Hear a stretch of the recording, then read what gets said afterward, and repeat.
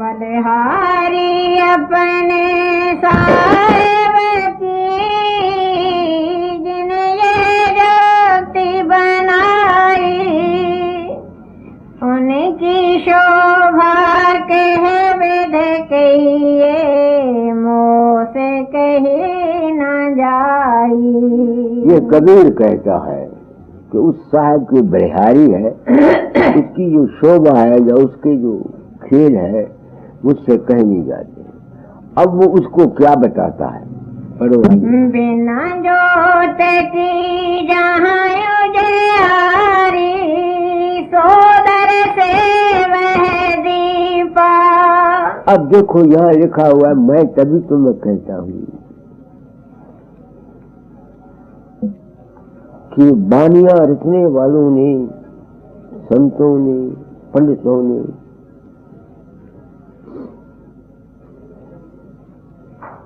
रोचक और भयानक बातें कह दी। अब उन बानियों को सुन सुनकर हम गृहस्थी लोग या संसार के प्राणी उस रास्ते पर चलते हैं। किसी को क्या मिलता है ये तो वो ही जानते हैं ना, जो कुछ वो कहते हैं। मैं इस रास्ते पर चला, यहाँ लिखा हुआ है बिना जोत के उजियारी। क्या कॉमन सेंस इस बात को मानती है कि अगर सूरज नहीं है तो रोशनी हो सकती है, दीवा नहीं है तो रोशनी हो सकती है?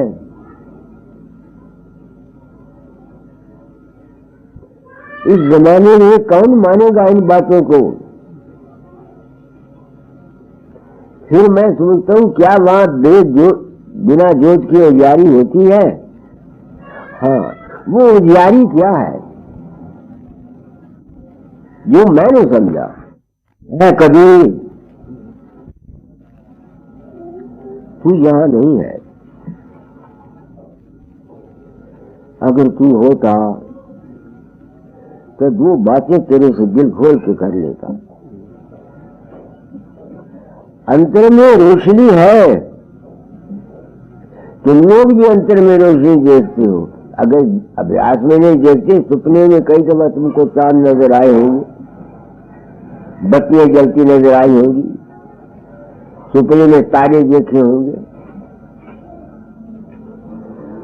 मैं क्योंकि प्रण किया था, अपना अनुभव कर जाऊंगा।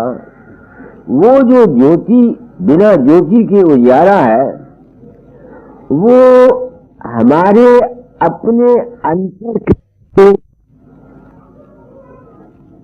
चैतन्यता का, यानी जो चैतन्यपना हमारे अंतर हमारी सूरत का है, उस चैतन्यपने का नाम बिना ज्योत उजियारा है। ये मेरी समझ में आया।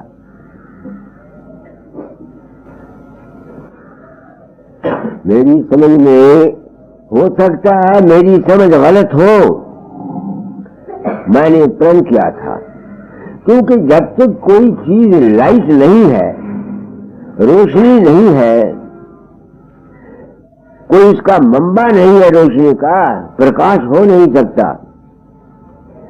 तो मैं अनुभव को बिना ज्योत के अंधियारे के मानता हूं। ये मेरा अपना अनुभव है।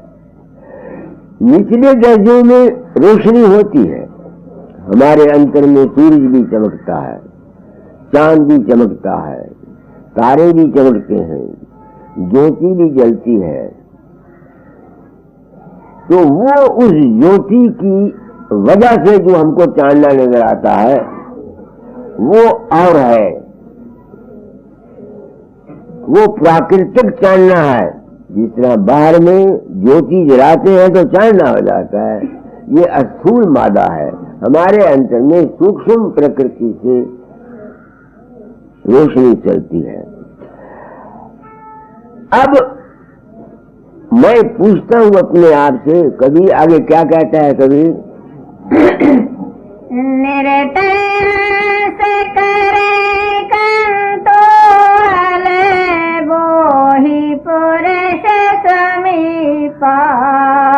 हंस कहते हैं हमारी चेतन शक्ति में जिसमें समूची ताकत है, तो उस अवस्था में जाकर अपने निज स्वरूप में, अपनी आत्मा में जाकर या अपने सेल्फ में जाकर जो सुपर मोस्ट सब कॉन्शियसनेस को वो महसूस करता है, उसमें वो नृत्य करती है सुरत। मतलब क्या? खुशी लेती, आनंद लेती। अब सवाल यह है कि क्या वहां हंस है? हाँ है। कैसे? जिस तरह हमारी जिस्मानी जिंदगी में हमारा खून हमारी जिंदगी का कारण है, इसमें रेड कॉर्पल्स और व्हाइट कॉर्पल्स हर वक्त रहते हैं। अगर रेड कॉर्पल्स न हो या व्हाइट कॉर्पल्स न हो तो ये जिंदगी नहीं रह सकती। ऐसे ही उस सबकॉन्शियस माइंड के कुर्रे में, सुपर मोस्ट सबकॉन्शियस को अगम लोक कहा जाता है, उसमें जो रचना है, रूह है, वो हंस है। और वो जाकर जो वहां पहुंच जाता है, अपने आप में आप खुशी, आनंद, हर्ष, परमानंद की अवस्था को महसूस करता है। मैं ऐसा समझता हूँ। आगे झलके पदम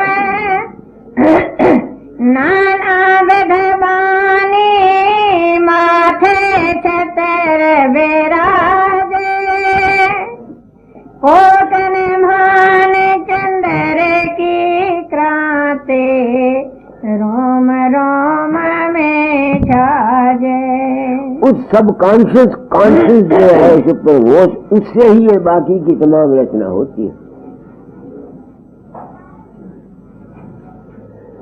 तो उस जो अगम लोक है, या वो जो हमारी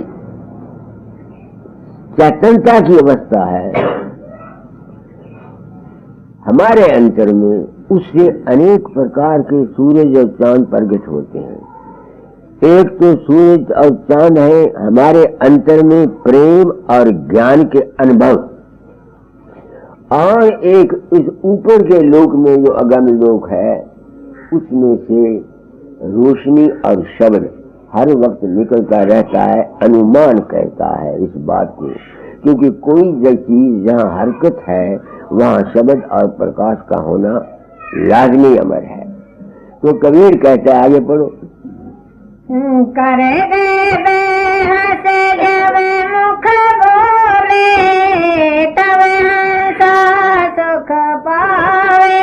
वो जो अवस्था है जब वो उस हंस को प्राप्त हो सकती है, उस जगह पहुंच जाता है, फिर उसको सुख और शांति मिलती है। आगे हंस बन से जिन बोझ विचारी सो जीवन मुक्तावे। अब देखो, वो कहते हैं जो अंश और वंश दोनों को जो समझ जाता है, उसको जीवन मुक्त अवस्था आती है। अंश क्या है? जुज उस कुदरत का। वंश क्या है?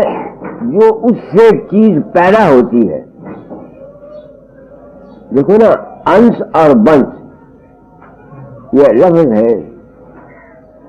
अपनी जात का जो टुकड़ा होता है, मैं हूं, मेरा जो लड़का है या लड़की है, ये मेरी अंश है। और जो लड़की के या लड़के के आगे संसार बना है, वो वंश है। तो मुझको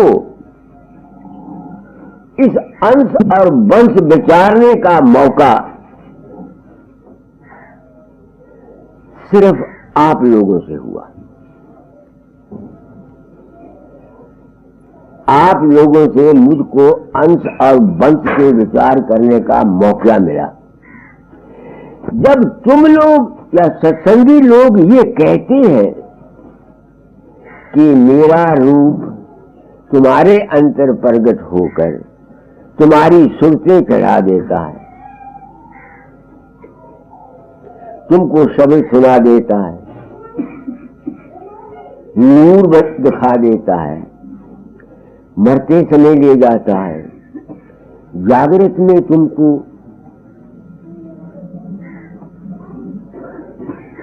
दुआएं बता देता है। मेरी बुद्धि चकत हो गई, चकत, अकल मेरी फेल हो गई, काम नहीं करती। कल ही वो जो यहाँ का बड़ा डबल MA है, कोई साधु आश्रम में काम करता है, वो आया करता है, कई मजमून जो किताब होते वो देख लेता है। वो कल यहाँ आया, वो कहता बाबा जी मैंने आपके 2 दफा आपके नूरानी रूप के अपने अंतर दर्शन किए और मैं हैरान हूं कि न मेरा आप पर विश्वास है, न मेरी आप पर श्रद्धा है। मैं वैदिक दुनिया का आदमी हूं, पुराणिक दुनिया का आदमी हूं, आप संत मत के पैरोकार हैं, तो मेरी अकल नहीं काम करती। मैं सोचा क्यों। कई दफा उसने कहा मैं पढ़ा करता था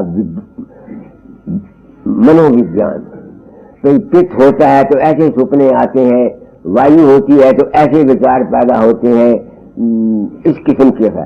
तो सारा जितना मेरा BA में कोर्स पढ़ा था सारा फेल हो गया। आप क्यों प्रगट हुए समझ नहीं आई। अब मैं अपनी आत्मा से पूछता हूं तू गया था? नहीं। 5 वर्ष के मजबूरी दुनिया वालों, मैं पहला शख्स हूं फकीरों में जिसने इस राज को खोला। तमाम मजहबों ने, तमाम गुरुओं ने, तमाम महात्माओं ने हम गृहस्थियों को बेवकूफ बनाकर अपने जाल में फंसाया हुआ है। तो जब से मुझको ऐसे वाकयात रोज मेरे सामने आते हैं, 1-2 वाकयात रोज नए थे, कभी अमेरिका से कोई चिट्ठी आ जाती है, कभी कहीं से आ जाती है। अब मैं हैरान हूं कौन जाता है। तो इससे मुझे ये यकीन हो गया कि इंसान के अंतर में तमाम दुनिया बसती है, जो ब्रह्मांडे सो पिंडे। तो जिस जिस किस्म के संस्कार, इंप्रेशन इंसान के दिमाग पर पड़ते हैं वही उसको फिरते हैं। कल मैंने उसको बोला कि मेरा रूप तुम्हारे अंदर क्यों प्रकट हुआ। वो आगे आया था मेरे पास, आगे आया था मेरे पास। मेरा ये स्वभाव है, मैं किसी को किसी के मजहब के खंडन किए बगैर किसी को अपने जाल में फंसाने की कोशिश नहीं करता, क्योंकि मैंने अपने हमदर्दी दिल से, सच्चे प्यार से, अपना जाती तजर्बे की बिना पर उससे बातें की थी। वो जो मेरे हमदर्दाना ख्यालात थे या भाव थे वो उसके दिमाग पर नक्श रहे। तो जिस वक्त वो सब कॉन्शियस कदम में जागता था, सिर्फ मेरी आंखें बंद थी, होश में था। तो ऐसे ही इस दुनिया, वो जो अंश रूपी हमारा सेल्फ है, अंश उस मालिक की अंश, उसके ऊपर वंश के ख्यालात आ जाते हैं, वंश के संस्कार आ जाते हैं, वो इंसान के अंदर फूटते हैं। तो जिस वक्त जिसको ये ज्ञान हो जाता है, इस कड़ी को पढ़ो, जिसने अंश वंश अंश वंश जन बोझ विचारी सो जीवन मुक्तावे। क्या मतलब? जिसने अंश को, अपने सेल्फ को, जो उस मालिक की अंश है, और उससे जो कुछ ख्यालात निकलते हैं वो वंश है ना उसका। मेरा लड़का मेरी अंश है, मेरे लड़के के जो पोते पोतरे पर पोतरे जो कुछ बनेगा वो मेरा वंश है। तो जिस शख्स को अपने रूप का ज्ञान हो जाता है और जो कुछ उससे निकलता है, उससे विचार उठते रहते हैं, ख्याल उठते रहते हैं, जब उनको ज्ञान हो जाता है फिर क्या हो जाता है, वो इस वंश के चक्कर में जो संस्कार उसके दिमाग पर पड़ते हैं उनको वो ग्रहण नहीं करता और उसमें फंसता नहीं है। इस अवस्था का नाम जीवन मुक्त अवस्था है। किसी शख्स को भी जीवन मुक्त अवस्था, अगर वो ये चाहे कि मैं सारी जिंदगी अभ्यास करता रहूं, उसको जीवन मुक्त अवस्था आ जाए, ये नहीं आएगी ना। जीवन मुक्त अवस्था तब आएगी जब इंसान को ज्ञान होगा।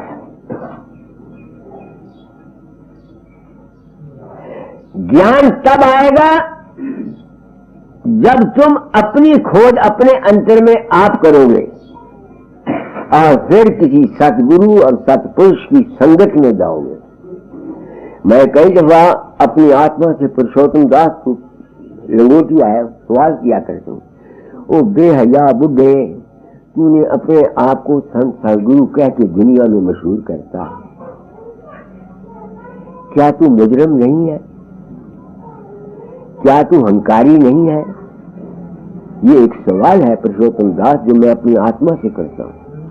फिर मेरा आत्मा कहता है नहीं, ये वो ज्ञान है, ये वो राज है जिसको मैं बता रहा हूं, जिसको आज दिन तक किसी महात्मा ने, किसी संत ने, किसी मजहब ने पब्लिक प्लेटफॉर्म पर आम दुनिया को नहीं बताया। ये और बात है कि किसी शिष्य को अपने अंतर बैठाकर अलहदा उसको कोई बात कह दी हो और फिर उसके मुंह में गुल्ला ठोक दिया हो, कर्मदास तो लाख दवाई, चार वेद नहीं बाहर जाई। तो जीवन मुक्त अवस्था ही सनातन धर्म का मकसद है। जीवन मुक्त अवस्था ही जैनियों का मकसद है। जीवन मुक्त अवस्था ही इसका बुद्धों का मकसद है। मगर ये आएगी कब? जब तक इंसान को अपने रूप का ज्ञान, अपने अंश का ज्ञान और अपने वंश का ज्ञान नहीं होता। करी को क्या लिखते हैं वो? अनस पनस जिन बोझ विचारी, सो जीवन मुक्तावे। तो इस वास्ते सनातन धर्म में या संत मत में या किसी में कोई भी फर्क नहीं है। मंजिले मकसूद सबका उसका यही है, सिर्फ तर्ज बयान में फर्क है। और तर्ज, अब एक आदमी जीवन मुक्त कहता फिर जीवन मुक्त, मैं जीवन मुक्त हूं। जब उसके अंतर में दृश्य नजर आएंगे, कोई सपना आ जाएगा या उसका अंश से जो वंश खैरात है वो कुछ खेल करेंगे, वो उसमें फंसेगा नहीं, उसको सत्य नहीं मानेगा, इसलिए वो जीवन मुक्त नहीं है। क्योंकि वो अपने वंश के चक्कर में आ गया। एक तो वंश हमारा बाहर का है ना, बाहर का परिवार, एक वंश हमारे अंदर है, हमारे मन से जो ख्यालात निकलते हैं, जो वंश, समझ गए? कल ये शब्द पढ़ा था, मेरे दिल में ख्याल आया, फकीर चंद इन बानियों ने तुझको पागल किया हुआ सारी जिंदगी।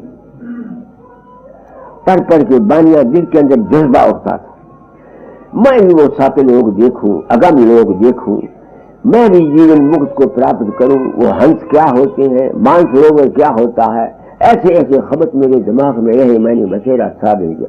हो सकता है कि मैंने जो कुछ समझा हो या गलत हो, कबीर साहब का कुछ और भाग हो, मुझे नहीं पता। काश ये महात्मा पब्लिक के सामने नंगे होके आते, ताकि दुनिया इनकी बानियों को सुन करके पागल न हो जाती। तुम रामायण को पढ़ो, मैं भी पागल हुआ था, नाना भांति राम अवतारा नारायण सदको का पारा, ये ख्याल मेरा था ना रामायण से।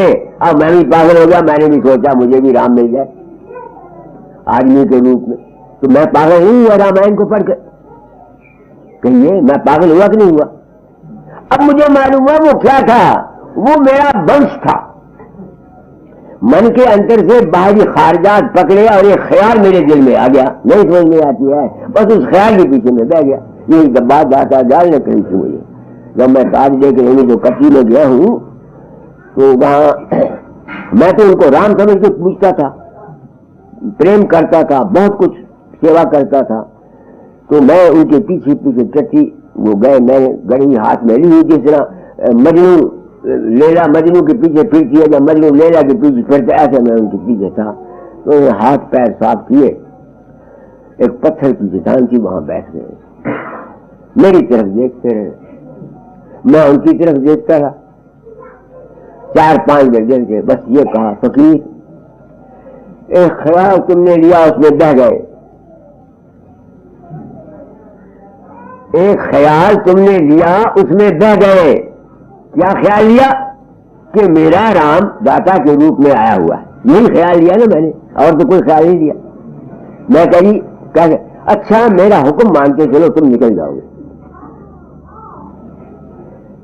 अच्छा मेरा हुक्म मानते चलो तुम निकल जाओगे।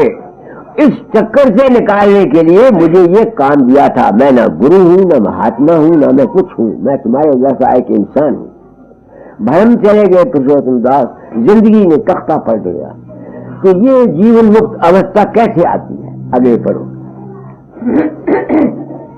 14 लोक वेद का मंडल, तहाँ लग काल दोहाई।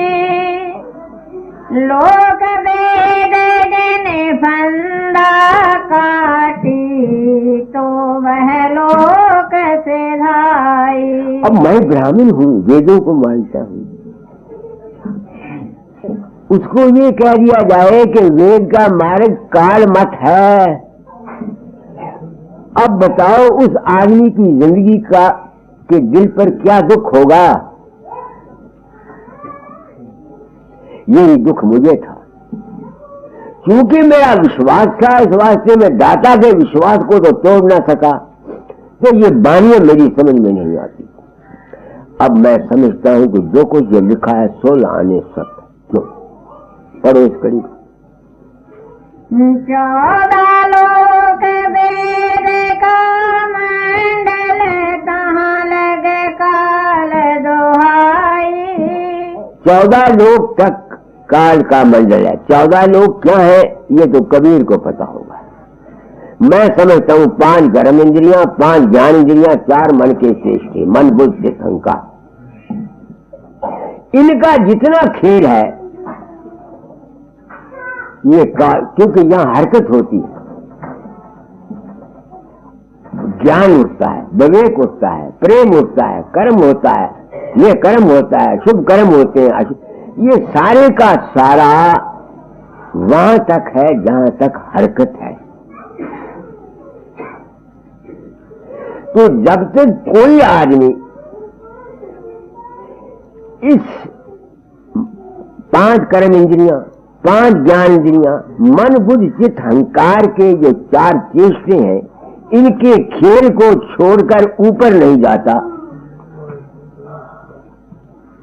यानी कर्म इंद्रियों, ज्ञान इंद्रियां, मन बुद्धि चित्त अहंकार, जब तक 14 की फंक्शन जो हमारे अंतर में होती रहती है, जब तक इनको छोड़कर कोई आदमी इससे परे नहीं जाता, वो अपनी जात में, अपनी आप में, अपने मालिक में दाखिल हो नहीं सकता, यानी उसकी उस कैफियत का उस पर वारद नहीं हो सकती। मैं 14 लोग के मैंने ये हो सकता है ऊपरी लोग हो, कबीर ने वो गिने हो, मुझे नहीं पता, कबीर जानता है बेहतर, मुझे क्या पता। इन वाणियों ने सुन सुन के हम पागल हो गए, हमारी समझ में आया कुछ नहीं। हम या तो बस इस ख्याल से आज का जिस तरह दस्तूर बना, नाम ले लो भाई, अंत समय में सदगुरु तुमको सतलोक ले जाएगा। इतना धोखा, इतना फरेब, इतनी 420 इस दुनिया में इन महात्माओं ने पैदा की है जिसका कोई हिसाब नहीं। जो कोई वो वहां जाएगा वो तो अपने ख्याल, अपने विश्वास के जरिए जाएगा या अपने कर्म के बदले जाएगा। कौन किसी को ले जाता है और कौन जाता है? तुम्हारा अपना ही विश्वास है, अपनी ही श्रद्धा है। गुरु भी तुम्हारे अंतर रहता है, मुझे ये पता नहीं लगता था। मैं तो गुरु को राधा स्वामी धाम में या लाहौर में समझ समझ के दवा करता था और वो लिखा करते थे, फकीरा गुरु तो तेरे पास तेरे तन में, तेरे मन में, तेरे श्वासों श्वास, गुरु नहीं काशी, गुरु नहीं मथुरा, गुरु न गिर कैलाश। आगे बहुत लंबा शब्द है, कर अज्ञान का नाश, ऐसे ऐसे। मगर मेरी समझ में नहीं आता था। ये समझ देने के लिए मुझे एक काम दिया था और उन्होंने कहा था 1919 के सुबह के वक्त में, फकीर तुमको काम देता हूं, तू न समझना तू किसी का बेड़ा पार करेगा, तुझको सच्चे सतपुरुष राधा स्वामी ज्ञान के दर्शन सत्संगों के रूप में होंगे। और वो हो गए। अब वो हो गए, बात समझ में आ गई। तो जहां तक ये 5 कर्म इंद्रियां, 5 ज्ञान इंद्रियां, 4 मन बुद्धि चित्त अहंकार के जो चेष्टे हैं, जब तक यही वेद मार्ग है, ज्ञान मार्ग है, जब तक कोई आदमी इसको नहीं छोड़ेगा, मुझसे छूटता नहीं था। ये छूटा तो अब भी नहीं, मगर अब मैं इसके रूप को जानता हूं, इसमें फंसता नहीं। ये सिर्फ तुम लोगों ने छुड़ाया। जब से मुझे ये यकीन हुआ कि मैं किसी के अंदर नहीं जाता, तो मेरा असली घर कौन हुआ? ये जितने मेरे अंदर रूप रंग शक्लें पैदा होती हैं, ये तो मेरा वंश है, ये तो मेरा वंश है। अब जब से ये ख्याल आता है, अब मैं जब साधन करता हूं, कोशिश ये करता रहता हूं कि अपने आप को मन चित्त बुद्ध अहंकार और मन 5 कर्म इंद्रियां, 5 ज्ञान इंद्रियों को भूल कर उस अवस्था में चला जाऊं जो मेरी अंश है, जो मैं, इसका साधन करता रहता हूं। मगर तजर्बा ये बताता है, जब से ये बीमारी आई है, पेट में दर्द रहती है, देखो बदल छोड़ दे रहा हूं, तब से तवज्जो वहां ठहराने की कोशिश करता हूं। बाजे वक्त तो लग जाती है, मगर जिस्मानी तकलीफ मुझे खींच जाती है। ये मेरे बस की बात नहीं। इस वास्ते मैं इस नतीजे पर आया, जिस पर दया आद करता कि वो ये नियामत पाए। ये हर शख्स अगर ये चाहे कि मैं अपनी कोशिश से हासिल करूं, मेरी अकल नहीं मानती। ये तो जिस पर मालिक की दया होती है, उसको इस रास्ते चलने का मौका मिलता है। ये मेरा अपना तजर्बा। मेरा अंजाम क्या हो मुझे क्या पता। आगे बढ़ो। लोक वेद जिन फंदा काटी, ते वह लोक से धाई। तो मुझसे फंदा ये नहीं कटता था। मैं तो मेरे अंदर जितने रूप रंग पैदा होते थे, इनको मैं सत्य मानता था। तो जब से तुम लोगों ने सुना कि मेरा रूप, ऐसे ऐसे कृष्ण मेरे पास आते हैं, मेरी बुद्धि चकत हो गई। एक डॉक्टर है विलायत में, उसकी परची चिट्ठी आई। वो लिखता है, कोई अंग्रेजी में है यहाँ, वो खत कहाँ है, लो। वो लिखता है, आज सुबह आप मेरे छोटे से कमरे में आए,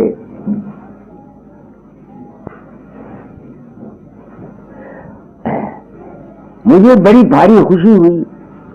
आपने शब्द योग पर मुझको, ये देखो वो लिखता है, immortal self holy Baba Faqir ji, it was a great pleasure when I found you sitting bodily in my small room early morning. I know that you do not do it knowingly, but this phenomena happens and does happen. You were kind enough to give me the holy satsang.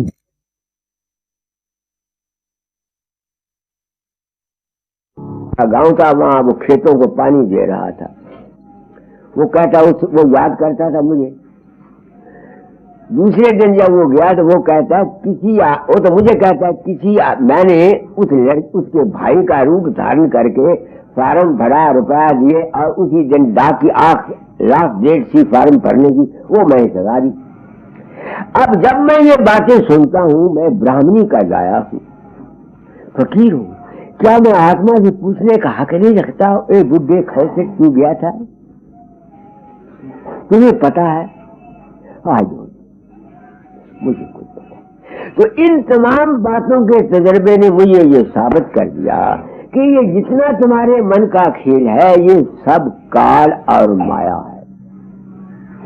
काल लफ्ज बुरा नहीं, संतों ने इसको काल कहा है। वो ताकत जो मन के हमारे सर्व के अंदर से वंशरूप होकर निकलती है उसको उन्होंने काल कहा है।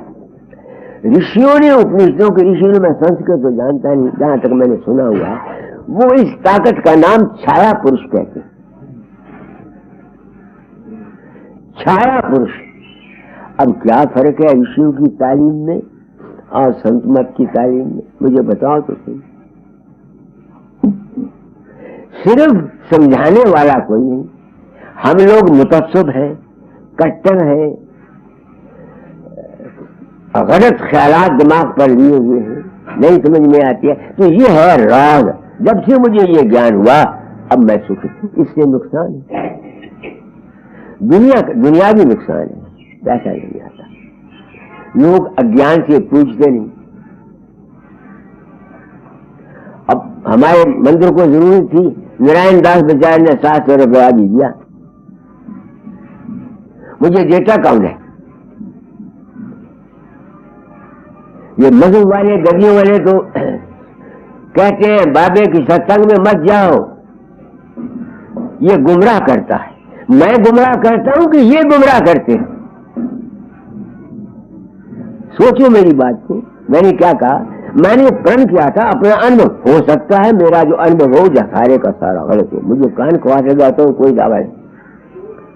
आगे पढ़ो। 7 शिकारे 14 पारिंद भिन्न भिन्न निरतावे। 7 शिकारी क्या मतलब है? 7 शिकारी का मैं तो ये समझता हूं, ये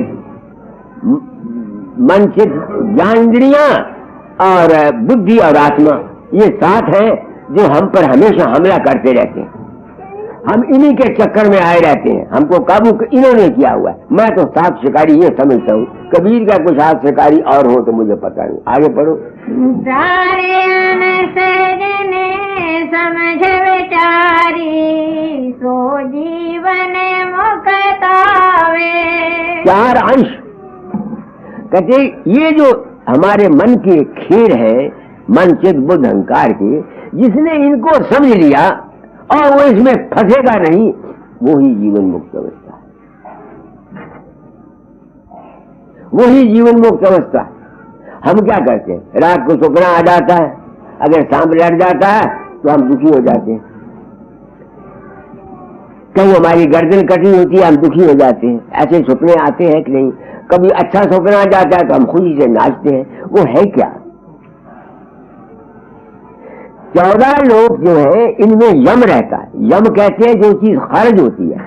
5 कर्म इंद्रियों में भी कोई चीज हमारे खारिज होती रहती है, ज्ञान इंद्रियों में, मन, बुद्धि, संस्कार में, इनमें जितने खेल हैं ये सारे यम है, यानी मन है। हम इसमें फंसे रहते हैं। आगे 14 लोक बसे जम 14 तहाँ लग काल पसारा। ताके आगे ज्योत निरंजन बैठे सोन मझारा। इनके आगे निरंजन है जो इस दुनिया का। वो निरंजन कौन है? ओम का बिंदु। ओम होती है कि ना, ओम लिखती हो तुम, आ उ मा, उसके ऊपर बिंदु होता है, नुक्ता। अगर नुक्ता नहीं है तो ओम पूरा नहीं होता। आ उ मा क्या है? उत्पत्ति, सृष्टि और प्रलय, ख्यालात का उठना ठहरना। वो जो बिंदु है वो हमारी आत्मा का रूप है। आगे 16 खंड अक्षर भगवान जिन ये सृष्टि पाई। अक्षर कला से सृष्टि उपजी उन्हें माहे समाई। वो कहते हैं सृष्टि कैसे बनती है? कृष्ण को 16 कला संपूर्ण कहते हैं। 16 कला यही होगी जो ऐसा 7 हमारी जिंदगी के है। इसने ओम की बिंदु से तमाम सृष्टि रखी है इसी से पैदा होती है, इसी में समा जाती है। तो मैं किस नतीजे पर आया? जब से अब मैं अपनी आत्मा को मुझे शांति किस दर्जे पर मिलती है, कहां जाकर के मुझे शांति मिलती है, मैं वो बता सकता हूं। तुम लोगों को शांति शायद किसी और तरीके से मिलती हो। जब से मुझे ये ज्ञान हो गया तो मैं कोशिश करता रहता हूं अपने आप को इस 16 खंडों से ऊपर ले जाकर। जब मैं वहां चला जाता हूं, वहां न मैं है, न तू है, न ईश्वर है, न परमेश्वर है, न ब्रह्मा है, न विष्णु है, न महेश, यही न उत्पत्ति का ख्याल है। तो उस अवस्था में जाकर उसको कोई कह देता आत्मानंद, कोई कह देता अपना सेल्फानंद, कोई उसका कोई नाम रखा है। फिर मैं सोचता हूँ कि अगर मैं वहां पहुंच गया तो क्या मैं कुछ बन गया? एक सवाल है जो मैं अपनी आत्मा से करता हूं। नहीं, अगर मैं बन गया हुआ होता तो अपनी बीमारी को राजी कर लेता, किसी दुनिया की दुखी मुसीबत की मैं मदद कर देता। इससे साबित हुआ ना कि मैं कुछ नहीं बना। क्या मिला मुझे? वो जो तलाश थी भगवान के मिलने की या हकीकत के जानने की, वो वहम चला गया, सिर्फ वो ही भरम गया और कुछ नहीं। तुम कहोगे मैं नहीं और गुरु, अरे तुम भूले हुए हो। राधा स्वामी व्यास, जिनको राधा स्वामी मत वाले अब तो नहीं, कबीर से भी बढ़कर मानते थे। छोटी उम्र की बात मैं कहता हूं, 2 साल पिछली उम्र में सख्त बीमार रहे। कबीर खुद 11.5 साल दर्द गुर्दा से बीमार रहा। मैं कहता हूं अगर ये वहां पहुंचकर कुछ बन गए होते तो ये अपनी बीमारी को दूर कर जाते। तो मैं किस लिए पहुंचा? एक तत्व है, आधार है, क्या है वो क्या नहीं किसी को पता नहीं। शब्द भी वही है, आकार भी वही है, अरूप भी वही है, शब्द भी वही है, स्वरूप भी वही है, उसमें हरकत होती है, शब्द प्रकाश रचना होती रहती है, ये जुड़ जुड़ के उसी में समाते रहते हैं। जिंदगी क्या है? जो मेरा सामने लब खुले और बंद हुए, ये राज़े जिंदगानी। ये मेरी इस समझ से आके मुझे शांति मिलती है। इस समझ के आने का नाम ही जीवन मुक्त अवस्था है। इस समझ में गर्क हो जाने का नाम बदे गति है। कोई फर्क नहीं, मुझे तो अपनी तजर्बे में यहाँ शांति मिलती है।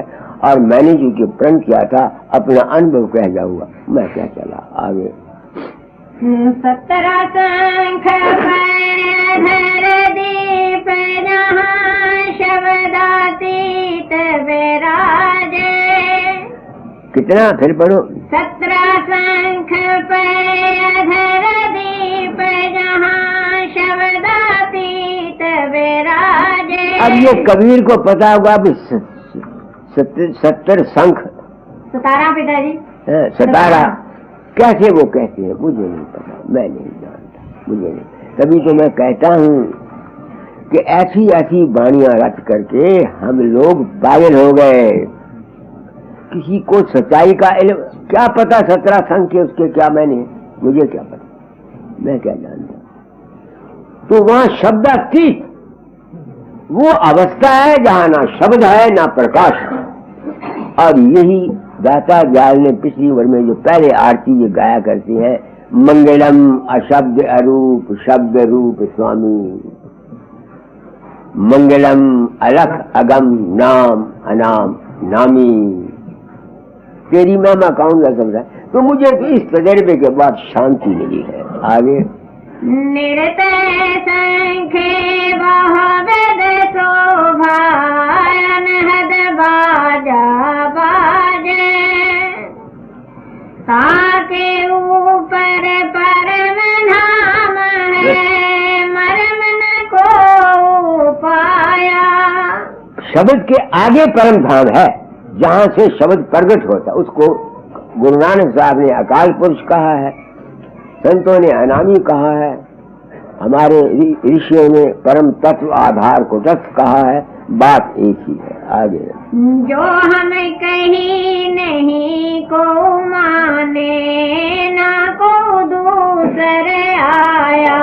मतलब वही उसी की एक ताकत है जो मैं कहता हूँ उसको मानता कोई नहीं, वो एक तत्व है, वही खेलता है तमाम दुनिया में। आगे वेद ने साखी सब देवे अर्धे परम धाम ठहराया। कहते वेदों के या ज्ञान बातों में फंस फंस के अपनी अपनी बोलियां बोल गए सारे। आगे फिर भटके आप चतर होए वह घर का हो न पाया। जो कोई हो सत का कहने का तो हमको पते आई। जो सच्चाई का खोजी हो, हकीकत मैं सच्चाई का खोजी हूँ कि नहीं, सच्चाई का खोजी हूँ। किसी जगह मैंने कोई पर्दा नहीं, मैं पर्दा रखता आज आपको सच कहता हूँ, लाखों करोड़ों रुपए का मालिक होता, जिस तरह लोगों के अंदर मेरा रूप प्रकट होता, हैरान होता हूँ। और यहाँ दुनिया ऐसी पागल है, वो साईं बाबा एक रूचि निकालता है या वो क्या उसका नाम है, फूल या केले बता देता है, लाख लाख संगत उसकी पीछे दौड़ती, पागल हुई। वो क्या देखो जेरे बर्भाग संघ में करोड़ों आदमी जाते हैं, तो हम वहां जाके मरी जाए। दुनिया है क्या, पागल हुई। आगे और न मिले कोट कह था के बाहर काले घर जाई। कहते जब तक कोई आदमी वहां नहीं जाएगा उसका ये योनि नहीं खत्म होगी। ये दूसरी सवाल है कि तुमको योनि इस लोक में मिले या ब्रह्म लोक में मिले या इंद्र लोक में मिले या किसी जगह मिले, हमारे शास्त्रों को पढ़ो। इंद्र लोक से भी जन्म लेके आए कि नहीं, मुड़ के आए। ब्रह्म लोक से भी कई आदमी विष्णु लोक से भी आएंगे। कृष्ण आया तो उसके साथ गोपी गोप सारे बन के आए, तो आवागमन का उनका भी खत्म न हुआ। आगे बस शंख के आगे समर्थ जिन जग मोहे पठाया। कबीर कहता है वो जो 16 शंख है, हालतें हमारी जिंदगी के एहसास है, उससे पहले जो मारेगा उसने मुझे भेजा है। पढ़ो 16 शंख के आगे समर्थ जिन जग मोहे पठाया। कह कबीर आद की वाणी वेद भेद नहीं पाया। तो ये आठ बानी का आज सत्संग का कल सुना था। हो सकता है मैंने जो कुछ समझा हो ये गलत हो, कबीर का कोई और अर्थ हो, तो अब मैं क्या करूं। मुझसे तो जितना हो सका मैं सच्चाई से चला हूं। अगर मेरे भाग में कबीर की या स्वामी जी की या इनकी बानियां नहीं लिखी है तो मैं अब रो के मर जाऊं। जो कुछ मेरी समझ में आया अपना कर्म भोग बस मैं कह चला। आप लोग आ जाते हैं, मैं एक जिम्मेदारी को महसूस करता हूं। सोचता हूँ फकीर सन तुमने ये मकड़ी का जारा बना लिया, what can you do for others, तुम दूसरों के लिए क्या कर सकता है, ये सवाल है मेरे लिए। सवाए गुड विशेष के मेरे पास और कुछ। दुखी मेरे पास आते हैं, मैं शुभ भावना देता हूँ। कल राय साहब की चिट्ठी आई, उसको मैंने लिखा मेरे भाई की, उसने लिखा मेरे साथ भी होती है, जब मैं किसी को प्रसाद दे देता हूँ मुझे भी तकलीफ ज्यादा बढ़ जाती है।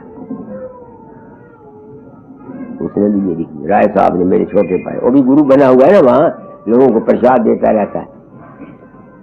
कहता बात ठीक नजर आती है, मैं भी जब किसी को प्रसाद देता हूँ तो मुझे उसी दिन कोई ना कोई तकलीफ हो जाती है।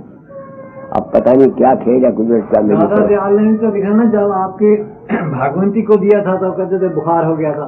हाँ, मैंने तो नाम ही नहीं दिया किसी को, पाप ही नहीं कमाया, मेरा बचन जो है यही नाम है। और अगर किसी का भला करते मैं नर्क में जाता हूँ, मैं मुबारक को चला जाऊंगा, मुझे कोई दुख नहीं। मेरा क्या जाता है, शुभ भावना देता हूँ। मिलता तुमको तुम्हारे अपने विश्वास का फायदा। लो चरण शरण की